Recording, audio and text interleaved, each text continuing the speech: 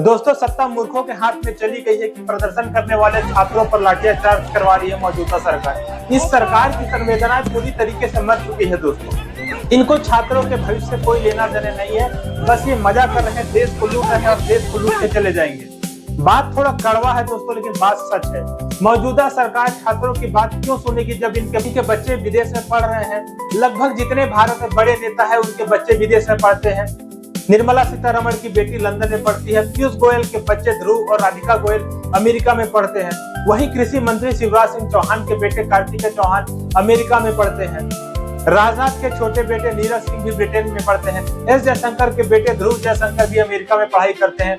पूर्व केंद्रीय मंत्री स्मृति ईरानी की सौतेली बेटी शैलेल ईरानी भी अमेरिका में पढ़ती है। ज्योतिरादित्य सिंधिया के बेटे भी अमेरिका में पढ़ते हैं।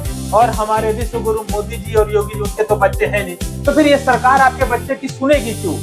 ये सरकार आपके बच्चे के भविष्य के बारे में इतना सोचेगी क्यों, जब उनके बच्चे कुछ भी विदेश में पढ़ते हैं।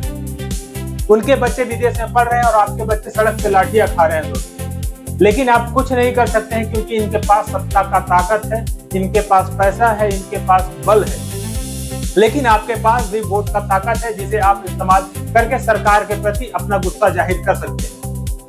क्योंकि लगातार 3 बार से इनको सत्ता मिल रही थी, इनका सत्ता का घमंड हो गया है, सत्ता का अहंकार हो गया है। इन नेताओं को याद दिलाना पड़ेगा कि सत्ता की डोर युवाओं के हाथों से होकर गुजरती है, और हर 5 वर्ष में सत्ता परिवर्तन होता तो शायद इन नेताओं को घमंड ना होता दोस्तों। छोटे छोटे मासूम बच्चों पे सरकार ने लाठीचार्ज करवाया है। वैसे तो हमारे देश के महान है प्रधानमंत्री जी, जो घंटे बैठ के मन की बात पे चर्चा करते हैं, लेकिन हमारे देश के प्रधानमंत्री जी के पास इतना टाइम नहीं है कि प्रोटेस्ट करने वालों बच्चों से जाके बात कर ले।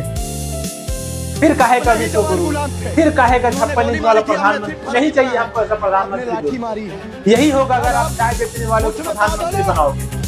देश को पढ़ा लिखा इंसान प्रधानमंत्री होता तो ये दिन नहीं देखना पड़ता दोस्तों।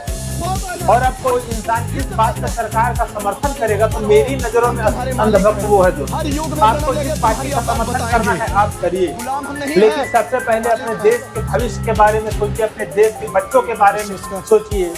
पार्टियां आते जाते रहती है दोस्तों, सरकार बनती है, बिगड़ती है। हर 5 साल में वो चुनाव होता है, नेता आएंगे, नेता चले जाएंगे। लेकिन हमारे बच्चों का भविष्य उज्जवल होना चाहिए, क्योंकि आपने आंख बंद करके सरकार का समर्थन किया है, इसलिए सरकार को घमंड हो गया है, अहंकार हो गया है। इसलिए इनको सत्ता से अब बाहर करना पड़ेगा। सरकार तानाशाह हो गई है।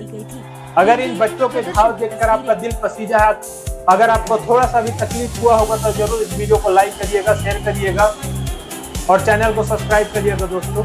धन्यवाद। जय हिंद, जय भारत।